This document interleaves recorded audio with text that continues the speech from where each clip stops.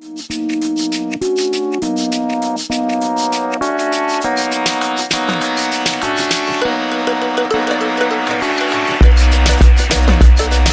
to Tamarindo Podcast, hosted by me, Brenda Gonzalez, a fitness coach, political nerd, and nonprofit capacity builder.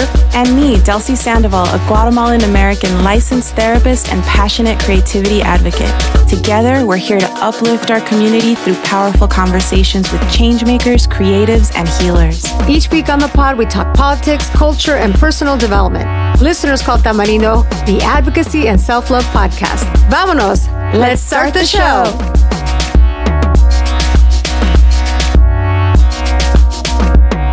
When I see your bio and plus the things I see that you're involved in, the word that comes to mind is multi-hyphenated, which describes so many of us. So from in front of the lens, behind the lens, on the mic, where do you draw inspiration and motivation to move around the world so creatively? Well, I grew up in a house that fostered my creativity, and my parents didn't box it into one thing. My mom was all about having fun and exploration. She really led with that. And since I didn't speak English growing up, we are a Spanish household, and English was taught at school. My mom always found really fun ways to teach me how to speak English. And so we would sing like Sesame Street things or The Big Comfy Couch and dance. And then she would buy Tatiana music. Remember Tatiana? Whatever, that duck or whatever. So I just think because I was thinking about this a lot, and I feel like the foundation of my life was just always very, how many books can we read? How many songs can we sing? How many movies can we watch? And it all had a purpose to just, learn more, but it became just the way of life. So I think that's where I draw a lot of inspiration. And I never like to say that I'm a thing. I never want to associate myself as I am an actor, because I am not an actor. I love to act, and I love doing things that are acting based, but I'm so many things. And that's just my starting point of what do I feel like doing today? Because I think also as a kid, you're told what do you want to do? And then you have this idea of what you want to do. And then maybe a lot of times you don't reevaluate, because that's just a story you're telling yourself in your head. And so you grow up, specifically me and a lot of people that I grew up with, I grew up doing musical theater. So we all grew up being we're musical theater kids. And then you get to your 20s and maybe you feel like you want to do something else, but you never even think about it, because your whole time you've been focused on no, the only thing I want to do is do musical theater. So I'm just really open and aware about that, just because I like doing so many things, and I'm not bad at doing so many things. I think it just comes easily to me in a way of exploration. Right now, currently, I'm actually going to college for marketing and advertisement and film studies. And so in my head, I'm I want to live a part of my life where I'm the CEO of a marketing company, and I'm just in a boardroom talking about the best commercials we can make for this brand, so it just ebbs and flows on what I want to do. Yeah, I love that. So relatable. I mean, what I'm hearing too is play. I feel like play and exploration being kind of foundational to allowing you to dabble in different things and try different things and just kind of break free. So I think so many of us have I love what you said, that we sort of have a script. We have an idea of what something is, and we march forward towards that, and not always allowing ourselves to play and explore and see what else we're good at. Turns out there's many things you could be good at. So I think that's great. Totally. And I love carrying the feeling of embarrassment and failure. I'm not afraid of failure. I can be really bad at something. I'm oh, heck yeah, I'm so bad at this. That's crazy. How can I figure it out? Or how can I, challenge myself to do better at it? So I love exploring that side of me, and I love being embarrassed and being oh, that was not it. Okay, great. So I don't know. It just makes me feel alive and makes me feel this is what life is all about, is understanding what you're good at and what you're not. And that keeps it fun. It sounds so fun. I love all that. Well, one of the projects that I'm recently in love with is your musical project. So Boy Huerca. And this is like a tropical sound, electronic, soulful, and also sultry, super fun. Tell us about this project. So this project is a collaboration between me and my musical partner, Haider Mir, and he's awesome. He's a biomedical engineer slash neuroscientist turned music composer, and we've always just liked exploring with sounds and seeing what comes up with it. And for the past 7 years, after doing that so much, we've kind of created our own sound that really mixes our cultures together. He's half Pakistani, half Mexican. Obviously, we're both American, and I'm Mexican and American. And so it's just like, what was the sounds of our childhood all put together, plus the new sounds, and so it's that. Huerca is what my dad calls me, and a boy for me.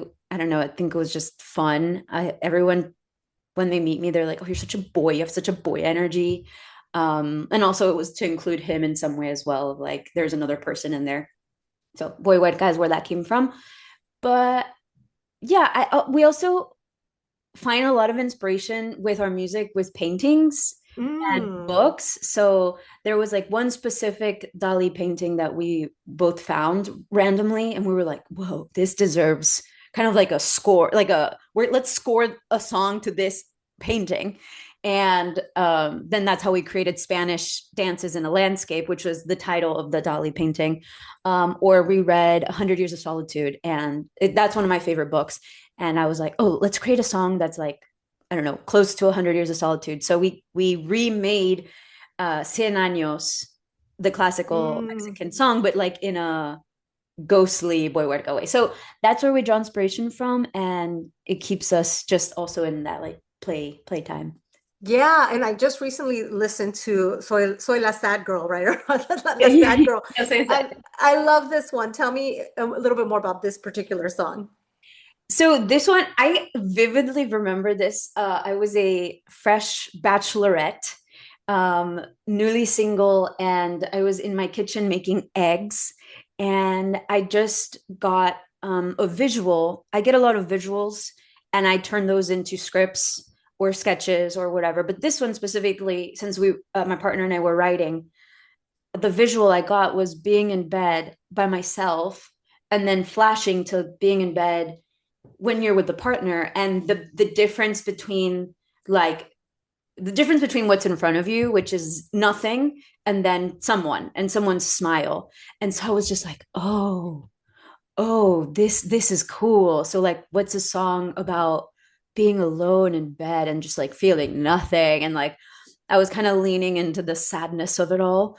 But also we wanted to add like a fun vibe to it. But the original song is actually very acoustic and sad and slow, which we're gonna come out with next month. And but yeah, that's where the song was born. Mm-hmm. So yeah, so I stopped making my eggs, and then I wrote all the lyrics on an envelope, and I was like, this is the song.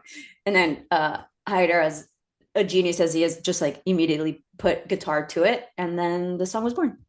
Yeah, and what I really like about it is that it does start really slow, then all of a sudden it's like a cosmic explosion that you can't help but dance to. So I think it's great. So you got to check out that amazing song and all your musical projects, I think are great. Well, I want to like shift back to, I mean, you're an actor, you've been in front and behind the scenes. So, and one thing we can't deny is that our community is under attack, right? Our community is just like I mean, just any second I look at my phone, it's just one horrific news Yeah. headline after another. And I want to know what your thoughts on the connection between the way our community is vilified and the way our community is, first of all, we're hardly ever portrayed in media, but when we are, it maybe reinforces some harmful narratives. Yeah. Where do you see connection with like how we're represented and how we're treated in policy? I actually think it's like 100% the problem. I mean, obviously, there's more outside sources that are the problem, but just starting there, media shapes everything. Media is story, media is how people see the world. right? And it influences how people see the world. And if, for example, me, who I grew up here and I am a lot of things in my real life world, in my audition world, in my actor world, about 90% of the auditions that I get are in the world of drugs, cartel, doing bad things, having having an accent, which I love to portray people that represent the culture of my accent. Like I love that, but they only see us as people who are suffering and people who haven't evolved into whatever it is that, you know, life, where life takes us. And so I think a lot of outside sources see us as only this one thing, these criminals, you know, people, you know, always selling drugs. My parents have never even touched drugs, and as many other people that I know, I haven't either. It's like not a thing that we do, and it's just so sad that these are most of the stories being told about us, that we do bad things. And I think that there's heavy that there is a lot of responsibility on Hollywood's hands for the way that we are treated in this world. Mm-hmm. And you can just see it in Latin cinema. In Latin cinema, we are just people with all types of stories, going from, you know, the most traumatic to the happiest. And to me, I'm like, are you scared of showing our love on TV? Is that very threatening to you to, you know, show our happiness on TV? Because how is it so crazy that you can think of us as these insane criminal villains, but you can't, your brain can't wrap your head around us being educated or us being kind or us just being cool. And it even goes deeper than that, where it's like women, Latina women on TV are usually always had 7 babies since they were 12 years old, and they're only mothers, which, like, I know a lot of women that are young mothers and that's what they primarily do. I get it. I know that's the thing, but we don't leave outside of that circle. And it's just wild that they can't see us as just like, I don't know, normal people, not normal people, but like just people that aren't the stereotypes of what they think. And I also believe that we, as a culture, as a Chicana culture, have created a beautiful look, a beautiful makeup look, a beautiful way of dressing. And they use that as the butt of their jokes. And they make like the chola makeup as like represent something bad. And it's like, no, this makeup represents something beautiful in our community that actually very high-end fashion houses are using and have used to represent glamour. But when they show it on us, it represents something bad. And so it's just those little things, those like microaggressions that create a very big problem in society. Yeah, and everything you mentioned, right? The roles are reinforce stereotypes. There's very few roles. They don't show the full dynamic experience that it is to be Latina or to be, you know, we don't get to be in rom-coms, right? We don't get to be protagonists much. We don't get to have agency. And so that translates into we are disposable when it comes to policy, right? That's the outcome that ends up happening. And there's, you know, this is not a new conversation, right? Like, how many times have I heard conversations about representation in media and Latino representation? And there's flashpoints where this kind of resurfaces. So very recently, there was one of these flashpoints. So we know that there was the casting of Odessa Asian in the role of Zoe Gutierrez, who was supposed to be a Latina. And luckily, you know, she chose to step away from the role after all the backlash. But I'm curious if there's always a bunch of think pieces that are produced after this. What are some of the things that are out there, or like, did anything resonate with you about the conversation that emerged from this recent debacle, or what are your thoughts about it? I mean, yeah, I think Gloria Calderon wrote a really awesome think piece about it, and um, it wasn't showing that Odessa was like a bad person. It was just showing just the fact of the matter that these things slip all the time from our community, and it just that's what happens. um and I'm glad that she was kind enough to see what the situation was and step down from it. I think that's really responsible of her. And I think we need everyone on board to help this situation, not just us carrying our own weight of the problem, but it's like a whole, everyone as a whole. But I hope that it doesn't just stop at the think pieces and at the public outcry. I hope it actually turns into something good for our community. So that's just what I hope, that people take into account, that we are watching and we are trying to hold people accountable, hoping to better this for other actors. And I always say, like, even if I don't make it successfully, at least I'm moving the needle. At least I'm moving the needle for like the next girl that comes to LA that wants this dream. I'm like, well, at least I made it a little bit easier for you. Hopefully, right? Hopefully, that's the dream. So it's like it doesn't go in vain. Mm-hmm. So that's where it stands. Yeah, and I love what you're saying because I think we could take some pride in that the community got activated. Like they got activated, and look, there were people were held accountable, and it is almost a little sad that the person that's like the person that had to lose out on this role is really not the most responsible in this, right? It's the many people in casting and thinking and that probably did not do this with any intent because they don't even think about us. Like that's the problem is that they don't sin querer queriendo because they don't fucking think about us. But I love that we were able to lift up our voice and there was actual change. But it means that we need to do more. And also, I appreciate you bringing up Gloria Calderon Kellett because she's writing these roles that we're asking for, right? She's writing these rom-coms. She's writing these faceted experiences of Latinidad, and we need more people doing that sort of work. And these instances should not be just about let's punish, but like what can we do differently? Let's lift up the Gloria Calderon Kellett. Let's lift up the Idalia Valles. Like who can we lift up who to step in and have more of these projects so that we could show our community in the multiple colors that we show up in. Totally. And I don't, it's interesting because I don't feel alone in this journey. There's so many of us doing the same thing. Like my beautiful mentor, Natalie Chaidez, she writes on so many things. She's an amazing showrunner. Daylin Rodriguez, who was one of the showrunners on Queen of the South, is now the creator of the Lincoln Lawyer, or one of the showrunners on Lincoln Lawyer. And there's so many people out there. Gina Rodriguez. There's so many people out there that are doing the work. So it's not a lonely journey. It's just like all of us pushing at the same time, which is why it's going to make a difference.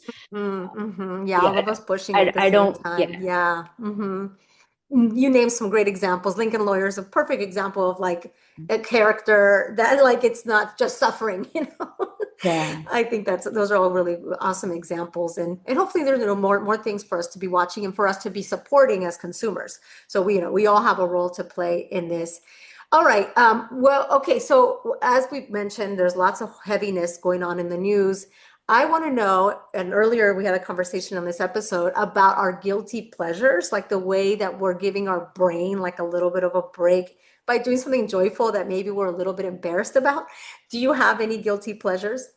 I don't have any guilty pleasures because I'm not embarrassed about anything that I do. Yes, Uh, yes. but if there was something that was like, oh wow, as an adult, why are you doing that?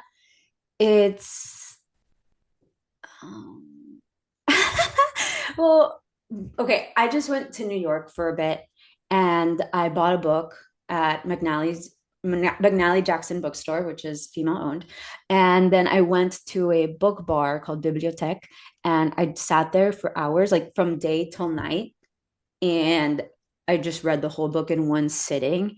And to me, as an adult who's like lives in a busy world where you should be like doing a lot of things in one day, I was like, wow, I cannot believe I just sat here and I read a book in one whole sitting. Like from like ordering tea and croissants to like I ordered a vermouth spritz and olives at night. It was like, Wow. oh, and to me that was like that's the juiciest thing ever. I was like on a high that day. At night, I was like, that was the best thing I've ever done ever. And I know that was definitely a pleasure. That was a Yeah, big that was pleasure. decadent. That sounds Yeah. decadent, right? In a world with so much hustle, like to literally read a book in one sitting. Yeah. Also, and I did see this in your stories. I was like, oh my God, maybe I can pick up this book and read it real quick so we could talk about it. I didn't get to do that. That was too ambitious. But did you enjoy the book? So much. It was called Heart the Lover by Lily King, and it was like a beautiful triangle of love situation, told in the perspective of the woman, and it jumps decades. So yeah, it was really good. Sounds decadent, sounds juicy. I'm all about those books that are so much Now fun. I'm reading this one. Oh, yes, All About Love, Bell Hooks, a must read. Yes, of I've course. never read it before, and I was like, I think I have to, especially since it's February. So, and I have a book club. It's a reading club where I invite people to read with me at the park, so we don't have to read the same thing, but we're all just in community reading. So I'm going to start that back up now that the weather is nice, and tell people, these are the books I've read, so that if you want to pick one up, you can. I've also seen this in your stories, and I'm like, oh my God, I would be so itching to come because I'm such a like talker, you know. I like, wow, respect to the folks that could do that. Thank you. There's a flow that happens. Like we'll read a couple of pages, and then maybe someone will be like, anyone have anything good they want to say, and then we get back. And there's like always a couple of my friends that come because they think it's a party, and they always end up like in the corner of the park just like chatting for the whole 3 or 4 hours. So it's pick your own experience. As long as you're in community, it's fine. Yeah, I love that. That sounds joyful. Okay, so rapid fire closeout questions that we ask all our guests. Okay. Number one, what is one thing you're celebrating that you would, what we say was, you have a matraca for it, something you're celebrating? Something I'm celebrating is the thing that I'm celebrating in 2026 is that if something bad happens, I have to go, that's life. And I just have to like accept it and then keep going instead of being like traumatized and thinking about it for like 30 hours reeling. I have to go, that's life. Life is beautiful, and just keep going. So I'm celebrating practice. I think that's a great practice. We can all adopt it. I think that's good. Okay, what goes in la basura? And it could be like a concept, a place, a person, a thing. Like, what are you done with? What goes in la basura? What goes in la basura is this weird thing that actors carry that like, you didn't book a job, that means you suck at acting. It's just like, dude, whatever. I've been an assistant sometimes on the casting side, and they literally are like, she was amazing, but not the right hair color or not the right size. It's just like, so whatever. So you shouldn't carry such deep, I don't know, feelings about not getting cast. I love it. Okay. So what you're saying is in so many cases, it's something so trivial that it has nothing to do with your value, your worth. Yeah. And so la basura, placing so much value and worth in those rejections and those no's and those things that aren't for you. Yeah. I like that. I think that's great. And then lastly, what's something that's been inspiring you lately? Something that's been inspiring me lately. Oh, okay. Well, this is a cheat because it's always been inspiring me lately, but like my mom is just so inspiring to me. She's just every phase of her life, because obviously I've seen her since she was young, and this 30s young mom into, now different. She's just so amazing. She handles every phase of growing older in a beautiful way. And she helps me not be so scared of getting old, because she makes it look divine. And she's not old, but of aging, I mean. Of aging, yeah. Yeah. So she's my inspo right now. Now that I'm kind of hitting a different phase in my age, things are changing inside of me and outside of me and my perspectives. I'm like taking notes on how my mom did it. Mm-hmm. Well, I love that you started this conversation with your mom being the source of what allowed you all this joy and exploration, and ending with your mom. So this is a sweet love letter on Valentine's month for your mom. I think that's very sweet. Okay, with that, thank you so much for stopping by. This was so much fun. Of course. Thank you so much for having me. This was awesome. I'm here all the time. I hope to see you in my reading clubs. Okay, yes. I will see if I can be disciplined and just like shut up for a second.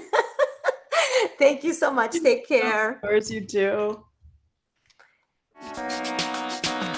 Tamarindo Podcast is Brenda Gonzalez and Delcy Sandoval. We are also the show's executive producers. Karina Riverol of Sonoro Media provides production support. Jeff Ricards wrote our theme song. The best way to support our work is to rate and review Tamarindo Podcast or share an episode with a friend. Get in touch with us at tamarindopodcast.com.